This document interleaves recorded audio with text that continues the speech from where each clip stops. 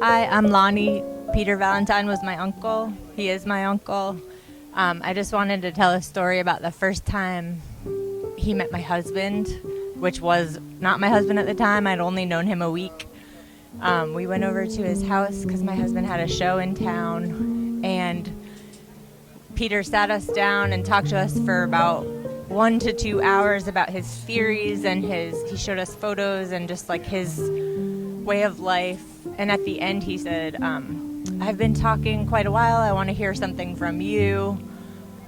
So my husband, being a thoughtful, caring person, tried to come up with something interesting to have his feedback on. So he presented him this theory of like conflict resolution theory, and Peter just looked at him and said, I have no idea what you're talking about. That makes absolutely no sense. And it was just a hilarious moment because everything he was telling us was so abstract and metaphysical and sort of didn't make sense to us. And we were just trying to connect with him. And he was like, that is so impractical and makes no sense. So I love that about him. You could have real conversations with him, really down to earth, or he would just tell us stuff that was like really blasted your mind open and made you think in a different way. So I miss him. I love him. I'm honored to be a member of his family, and it's really beautiful to be here. Thank you. Peter, we're going to miss you. Cambridge is full of characters, but I think you were one of the most original and interesting people that this city has ever seen. And I'm in my bright colors today in honor of you, and I really just want to thank you for all the good advice you've given me and getting me to try and break that bad energy. You always had a kind word, and we're definitely going to miss you. So be safe out there in the cosmos, my friend. Take care. So I am Peter's neighbor. I lived up the street from him for the last 3 years, and I went to go introduce myself one day because I wanted to learn about his tree, because he had a tree in his yard that had these leaves bigger than I'd ever seen. And I went to ask him about his tree, and he said, I'm sorry, I don't know about my tree, but we can talk about anything else. And so quickly, something that Peter told me as we realized we were of similar compatibility when it comes to imagining. And he said to me once, he said, Hadley, you see, I am of the fairy realm, and I just got stuck here on Earth with these humans, and that's okay. And then we used to talk about how to build wonderful lives and how to be more marvelous. And something he told me and taught me was how to contain bad energy. And so we did a lot of these sort of hand movements and working on, containing the energy and building an immortal world. So Peter was an absolute joy. Every time I saw him, he would smile, and we used to say, it's marvelous to see you, and it's marvelous to be you. And he's been an absolute blessing, and now he's living his immortal life in his immortal world here in Cambridge. So we love you, Peter. Peter is me. Me is Peter. I can see Peter from the sky. I can see Peter from the colors. I can see Peter from me. And I can see Peter from everywhere. So for me, it's Peter. It's just take a long vacation, and we are going there to him later. So I'm thinking positive.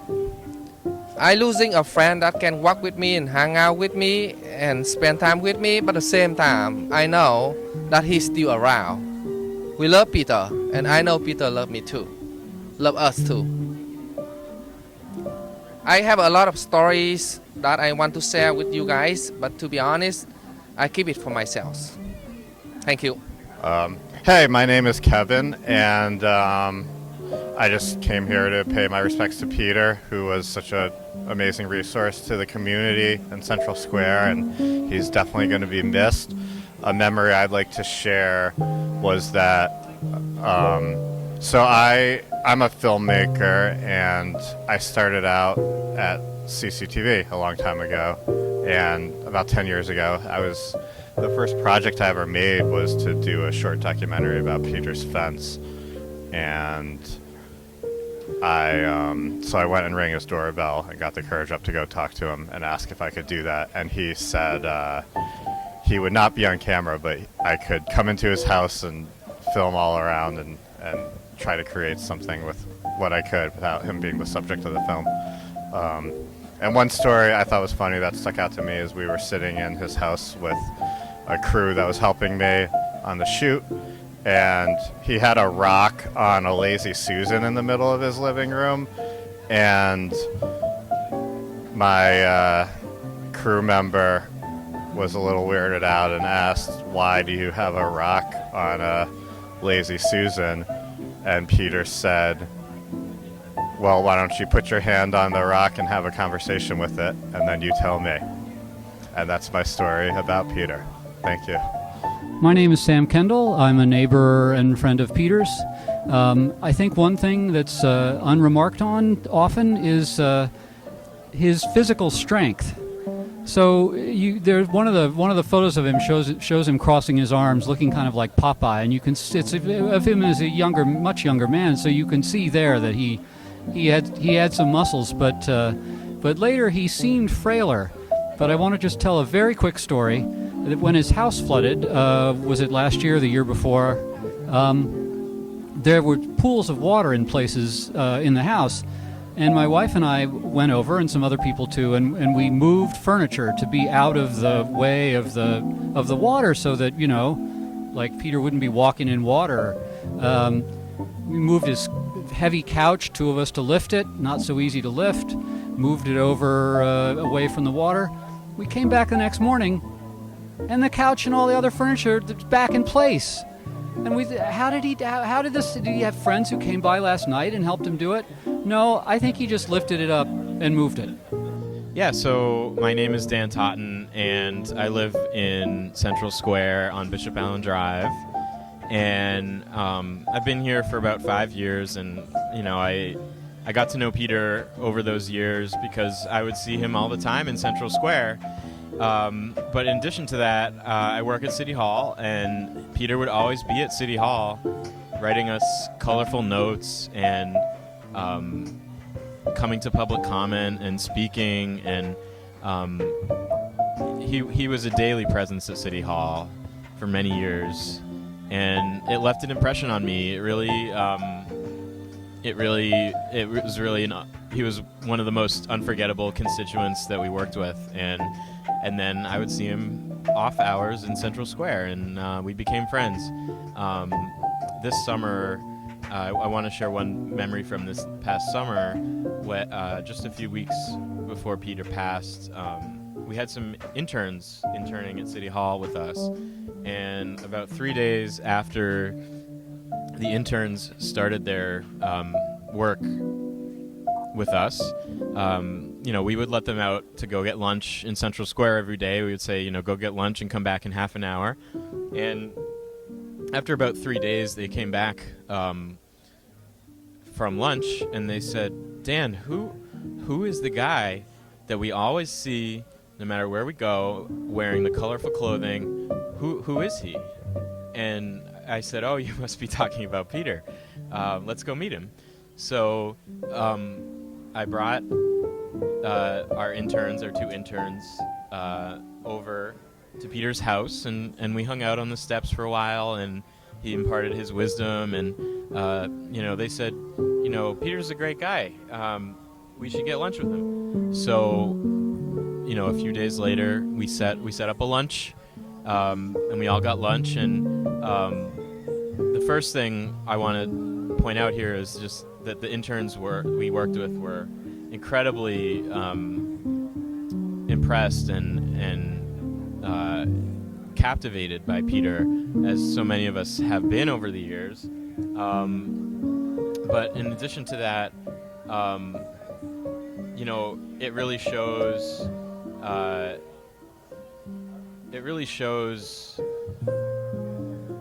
that he had an impact on people right up until the end, because just a week or two after we got lunch at H Mart, he passed, and it was a very difficult morning to you know, break the news to the interns and you know, tell them That day, one of the memorable things that happened on that day was that they have, at H Mart, they have a COVID pandemic era stickers on every other chair, which tries to get people to sit, not next to each other for COVID reasons. And Peter would bring a piece of paper with him to cover the restriction, because he wanted to know that people could sit next to him and that they were welcome. And he would actually bring a piece of paper to cover that. And to him, it was just such a natural thing to do. Peter is in my brain and lives there until I die, and maybe longer. Here I come, I'm a friend of Marai Seder, and I am a friend of Peter. I know Peter for many, many years, and we became really close for the last 20 years. We lived next door, and we shared a lot of beautiful memories. Peter was a good friend, and he was an inspirational person. He was a fairy. He was very full of love and compassion, and always wants to create something new, from defending the world into saving civilization, or creating immortality and traveling through the cosmos. I always went through all these stories together, Peter, and I hope right now that you are physically not next to me, I will go through my imagination, and all my dreams will be colorful because of you. Thanks, Peter. Hi, my name is Charlie. I worked at Clover in Central Square during the pandemic. I worked for Clover for quite a few years and been a resident of Cambridge for quite a few years too. Always seen Peter walking around, sitting in his lawn chair on the side of the street. I had the great pleasure of serving him a couple times a week while I was working at Clover. He'd always come in and get the lentil soup. And he'd always talk to me about, his cosmic explorations. And I would always tell him to have a wonderful day. And he would say, "With you, beautiful, it's always wonderful." I'm going to miss him so much. We love you, Peter. Yeah, hello. I've seen Peter Valentine walking around for many, many years, but I've never actually talked with him. But I've been very influenced by his fence. And when I read more about his history, I understand more and more why this fence has been such a powerful influence on me in terms of healing my life, which became very broken. He was at Boston University for a year, and I was in a PhD program at MIT in pure mathematics, and I exited early with a master's degree, and then I pursued the arts. For many, many, many decades, I've worked as a model for art classes in Boston, including Boston University. And frequently I walked into Boston and I tried various routes. And periodically I would return to the route along Brookline and find some kind of strange solace and whimsical wonder looking at that fence. And I wonder, why is that house at a skew angle? What is this craziness in this fence? All these funny colors and these mythical images and so on. And I would pause, and then I would continue on my journey, and then I'd be holding poses, and then a teacher might say, "Think mythic," and I would remember the fence, and then there'd be fragments of philosophy and poetry on that fence that would then cause me to ponder and reflect while I was holding poses, so that there was this long-term mystical effect of just beholding the fence and thinking of the greater connections between different fields of philosophy and mathematics. And anyway, long story short, I continued my pursuit of art in relation to mathematics and physics and astrophysics. So then his various writings took on more and more meaning, and I came to find that fence to be a very healing phenomenon, because it caused me to think, to pause. And there was this written statement here says, Peter explained, on the fence is written a panorama of sounds and thought modalities bumping into one another to produce the sense of mystical mind that is necessary to understand life in the way it should be understood, in the way that produces a sense of wonder and interest. And so I feel that the fence itself has had this very wonderful impact on my life, and I feel tremendous resonance with all the people who have spoken today about how one person can influence others in their art, their poetry, in ways that you might not have thought. Hi, I'm Kristen. I live at 54 Pearl Street. Basically, if you threw a rock from my roof to Peter's roof, there would be connected. I knew him only through wonderful nods on the street from 1998 until now, but my walks by the fence and the house were some of the most important times of mine in Central Square. I would head there whenever I was feeling rough, which can be a lot in this life. So Peter, I'm so glad to have seen you, and I see you, and I will continue to see you, and thank you for being.